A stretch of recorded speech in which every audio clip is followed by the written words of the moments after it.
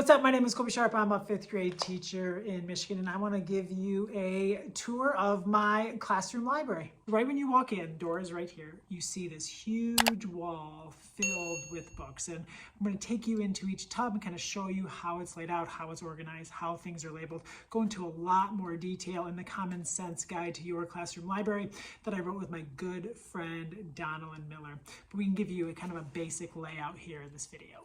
Okay, so here we start with the realistic fiction books. They are organized by author's last name, starting with tub number 1. This is tub number 11, and it is all authors whose last name starts with the letter S.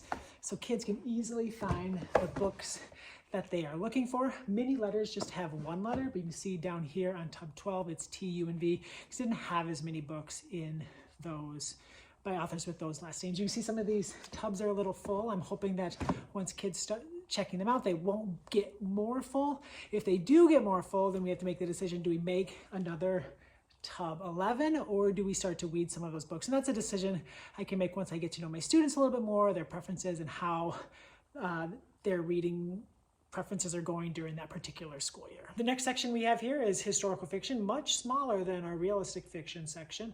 Authors' last names, once again, organized there, and we just pick up in the number system right after that. So historical fiction starts with tub 11 and goes to tub 18. Right next to that, we get into our fantasy section. You can see our fantasy section goes all the way here to the end of that bookshelf, and then it wraps around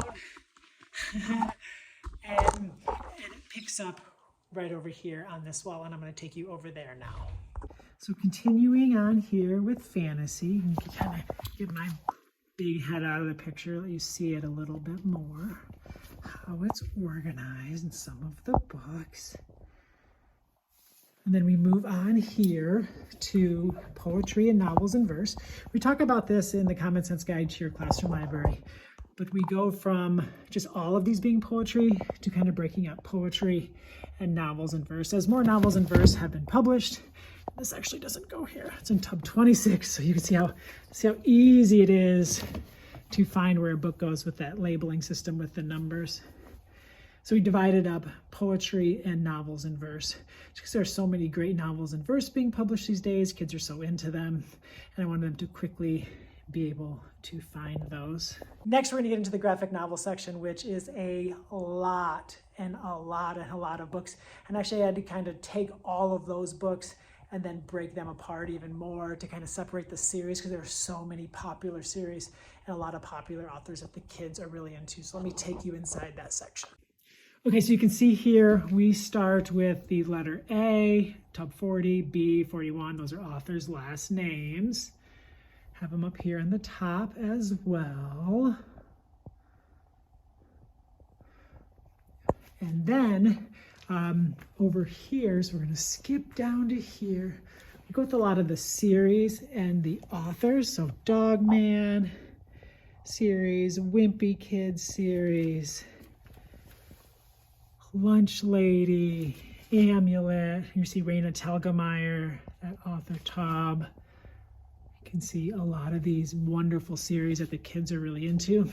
This last Kids on Earth tub got full, so instead of doing another one, just tried a little stack next to it like I did with the Treehouse series. So not sure if that's going to work, but you know, always trying new things in the classroom library. Now I'm going to take you to the other side of the room over here.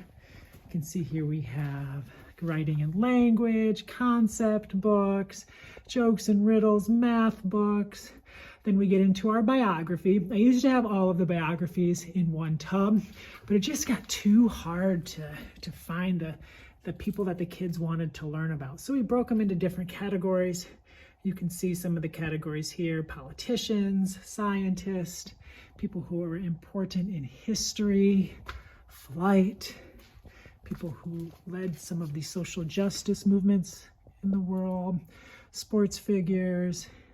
Then we get into our animal section. So these are just animal general, but we do get a little more specific. We have dinosaurs, creepy crawlers, birds, dogs, amphibians. You can see some of the nonfiction topics we have here, things like weather geology, universe, freshwater ocean, plants, still struggle at times to get my kids to read some of these types of books. So working on that nonfiction part of the library is definitely a focus almost every single year. I recently wrote a grant and I think I get like $650 to purchase nonfiction books. I'm really going to try to spruce this section up, spruce some of those social studies related tubs up, and hopefully do a lot of book talks and get kids excited about that.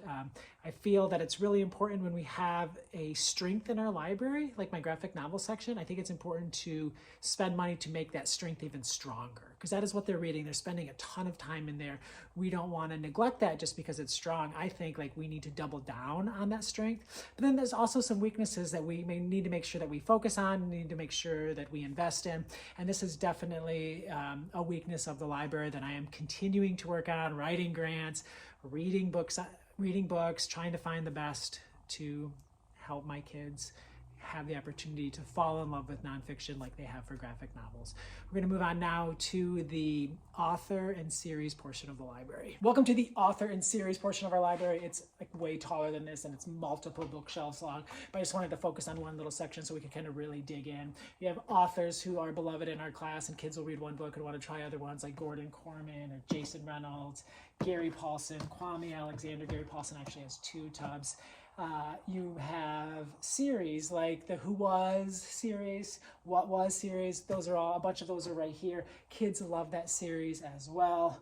And we want to make sure that if they read one, they like that they can find the other books in that series. I do want to talk a little bit about the labels really quick. You've probably noticed we have blue, green, and yellow labels in our classroom library. Any baskets that you see that have blue labels, those are all fiction.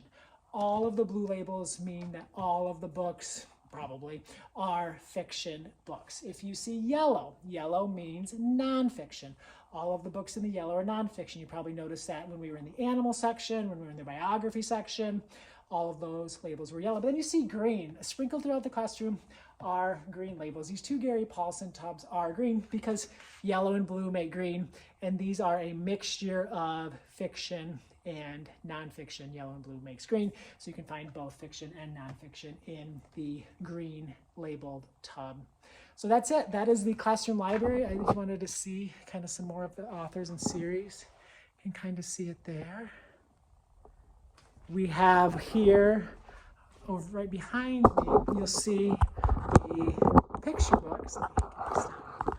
You'll see the picture books that I use for mini lessons, for our end of the day classroom book a day. The classroom is filled with books. The kids love being surrounded by books. Hopefully we've created a community of readers. Thank you so much for tuning in. My name is Colby Sharp. I hope we have an awesome, fantastic day.